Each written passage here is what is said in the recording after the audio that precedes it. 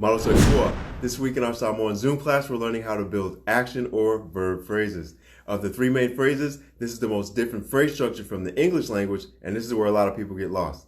The first element of a verb phrase is the tense marker. Now in English, we'll have an action like drink.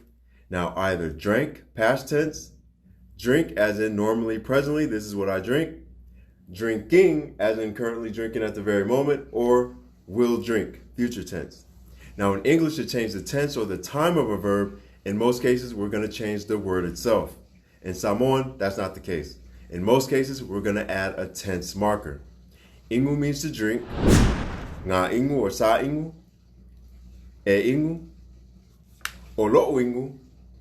O le a ingu. Future tense. Now there's other type of tense markers as well, but I want you to understand, in Samoan, most cases, to change the tense, we use a tense marker. So hey, it's cool to know verbs, but to be able to form Samoan phrases and ultimately sentences, you'll need to know how to combine a verb with a tense marker. To learn more about tense markers, you can watch my next few posts.